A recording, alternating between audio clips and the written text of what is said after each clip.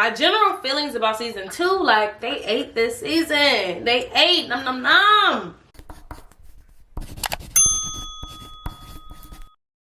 Here are some of my favorite moments. Just know, I'm gonna go into these favorite moments, but I'm really, again, this video is just setting the stage for me to talk about that finale / the last 2 episodes. And y'all know what I'm talking about. One of my favorite moments of the season, Ginny getting into therapy. I think it was a beautiful portrayal of how helpful therapy can be and how necessary it can be in certain situations and with people who just feel like they have no other option, people who feel like really depressed or down. There are just so many moving pieces in their lives, especially teenagers, because it is a very confusing time. And so I love that they modeled that through Ginny. She had a therapist who very much so looked like her and centered her feelings, showed her helpful ways how to set boundaries even with her parents, aka Georgia, which was the most necessary piece of that. Zion, Ginny's dad, was responsible for getting Ginny to therapy, and that was kind of their secret. Like, Georgia didn't know that she was self-harming. Zion made a promise to Ginny that he wouldn't tell her. He almost broke that promise, but I like that he didn't because it was messy. Another thing that I love about this show is that they show the messy ass moments of parenting. He wanted to keep Georgia in the know on everything concerning their daughter, but Ginny literally did not want him to tell her. And so he didn't. Instead, he made sure that she had a safe space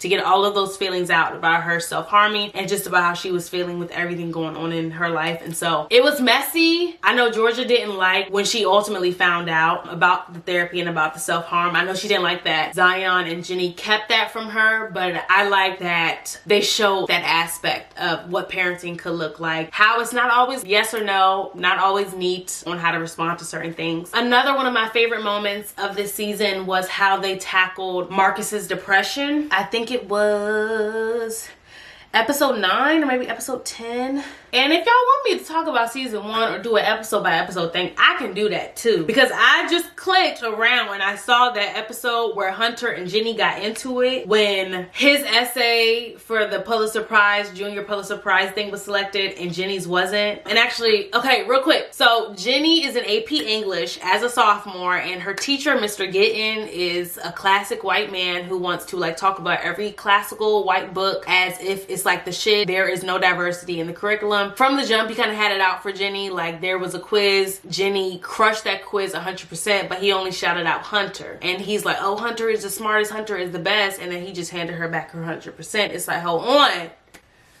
Hold on. So, nobody likes Mr. Gittin at this point.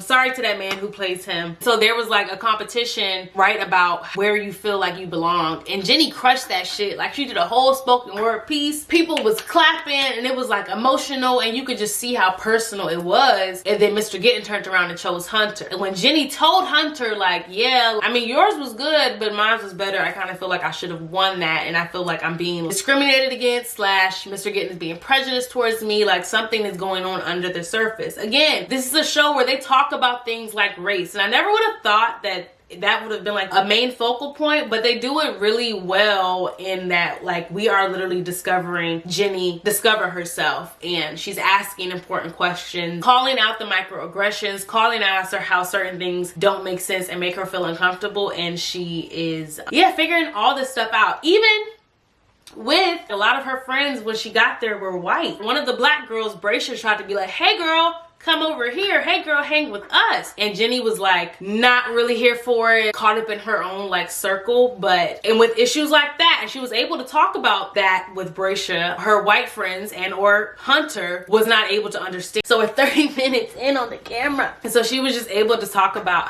anyway, Hunter had pretty much like called her out on shit. Just let me know if y'all want me to get into it, because I do have a lot of thoughts. Yeah, I like how they touched on Marcus's depression. The demographic of the show is teenagers, but of course all of these issues can be just as applicable to adults or figuring out themselves. And they talked about depression and how he just really didn't feel like he deserved love because he really didn't feel worthy. And at this point in the season, him and Ginny were very much girlfriend boyfriend. They were kissing, doing the do, but he got into an episode where he was more detached. He was drinking more, he was sleeping more, isolating, wasn't wasn't doing his schoolwork. I really like how they focus on that, because just in the themes of love, self-worth, and self-esteem, and treatment for depression, with everybody being so worried about him and just kind of like in tune with his patterns and his habits and caring that much for him, we find out that he's actually on meds. Number one, he shouldn't be drinking on meds. And number two, his dosage probably needed to be changed. Like, I love that his twin Max was able to talk to their mom about like, hey, I'm worried about Marcus. And the mom talked to the dad, and it was just like a beautiful example of how community is so important when you're struggling through things, and how you really cannot make it out of the dark by yourself. That's another facet of parenting that they like highlight, being in the know with your kids' habits and moods, even if they're teenagers, even if you feel like something is common with their age group, communicating with them in order to help them. And I also want to use this time to say that, and maybe I'll do another episode on it, but pretty much I love picking out shows that are like kind of the same show but not really. And I feel like this show is low-key the Netflix / Disney version of Euphoria. Where do you think we are, Euphoria? Let's go. And I say that because they deal with some heavy ass topics, some messy ass situations when it comes to parenting, drugs, alcohol, sex, murder, mental health, even like the theater aspect, how like the last season of Euphoria, all of the characters have their subplots, and one of the main events was the Oklahoma show. It's the same thing for Ginny and Georgia. One of the main events and one of the main things that's like brewing in the midst of the season is a theater play. In season 2, it was Brisha being the lead and Max kind of having like a lesser role, but still important. And even like, can I talk about, actually, that is my next favorite thing. I was in tears. Yes, I'ma say it. When Max talked to her dad about how she was kind of struggling because in season 1, she got the lead and she was so excited. She's such a theater girly. The show went off without a hitch. But in season 2, when they showed the clip of her looking at who made what role and who's playing what character, her name was like second to last. Throughout the season, we see her kind of struggling with, okay, I'm the evil witch. Sophie is gonna see me being the evil witch. I'm gonna look so dumb. I'm gonna look so stupid. Like, this is not the role I wanna play. That conversation that Max and her father had through ASL about her talent being her personality, and what makes her unique is not limited to a character or a role, but it's the essence of who she is. It's making people smile. It's making people see the humor in things. I was in tears. I was like, oh my gosh. Yes. That was top 2. That was top 3. That was top 3 favorite moments, because after she had that conversation with him about how her dad pretty much just told her, just be yourself and make it you. One of the quotes was, nobody wants to be grumpy, but only grumpy can be grumpy. You feel me? In like, you know, the 7 Dwarfs, it takes a special person to play a special role. Everybody don't got the sauce pretty much. I really love that conversation. And so next I'ma say, so that was 3 of my favorite moments so far. We got 2 more. So one was the 4th, and these are in no particular order. I don't know, or maybe I'll categorize them later. There was a moment in episode, what was it, 10? Where Georgia and Jenny was talking, and again I was crying because this show just touches on the heart of so many like human things that I'm a baby, like I will cry. I'm trying to find it. So it was season 2, episode 10, where Jenny was confronting Georgia about the fact that she had canceled the wedding. First of all, throughout this whole season, I was like, Georgia and Paul are not gonna get married. Like, she's not telling this man anything. First of all, the whole theme of the whole show is her keeping all these secrets, yet she's marrying this man, and the marriage is like all quick, sped up in like 2 days. All of this stuff is like accumulating. Issues with Gil, aka Austin's father, Jenny, Zion, Simone, Joe, Cynthia. There's all these things going on, and she has told him nothing. And I'm like, it's no way they're getting married. Like, he's gonna get tired of her not letting him help on anything. So to give a little Just to give a little context. Austin shot his dad. He shot Gil because Gil was roughhousing on Georgia. And also, let me say, I do love this show. I love how they touch on so many things. But one thing that I did not want to see was domestic violence. I was like, what?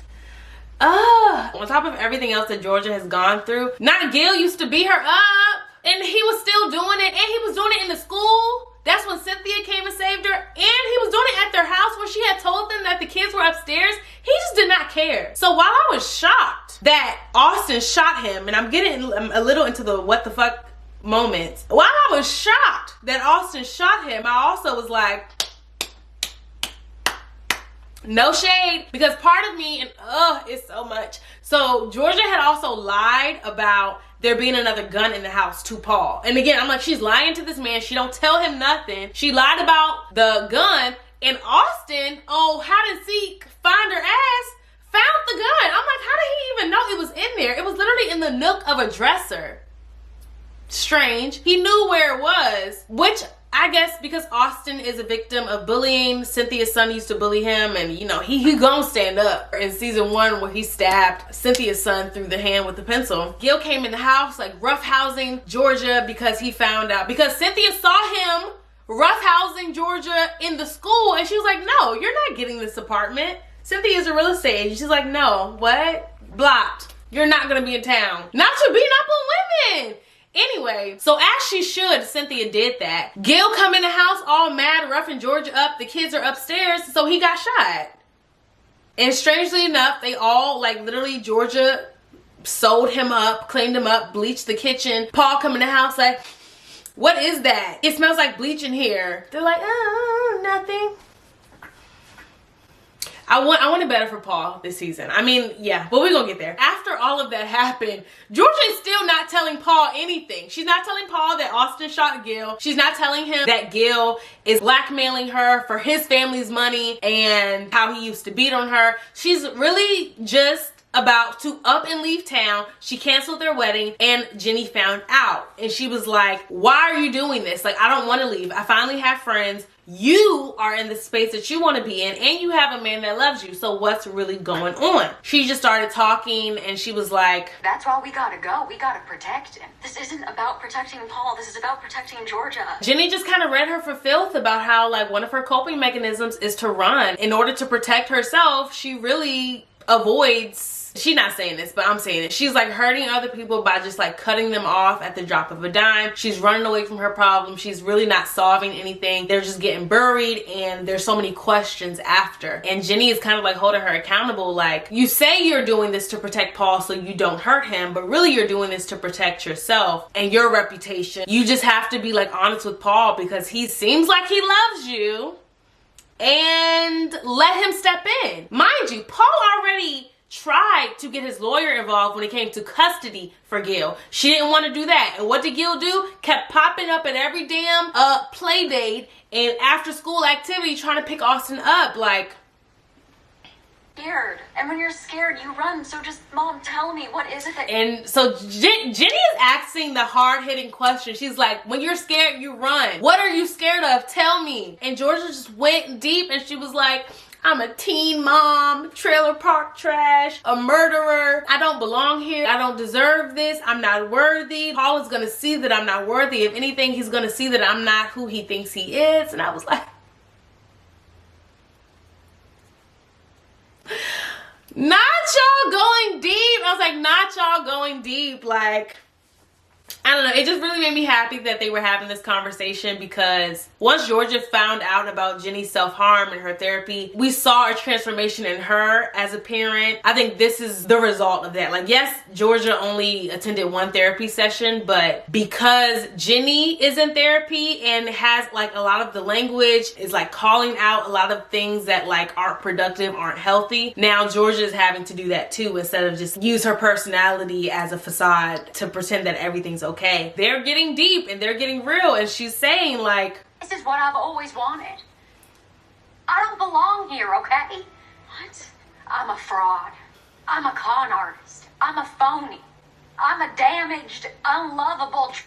I'm unlovable. I'm not normal. And that really hit me in my chest, because I feel like Yes, Georgia and Ginny are like fictional made up characters with like a very colored background in history. But I think the general sentiment of I'm not normal, what I feel is not normal, even going back to Marcus and his depression, I'm not okay, nothing will ever be okay. They talk and they deal with feelings like that. They provide like actionable solution. And it led to Georgia finally telling Paul everything. And yes, was Paul upset? Yes.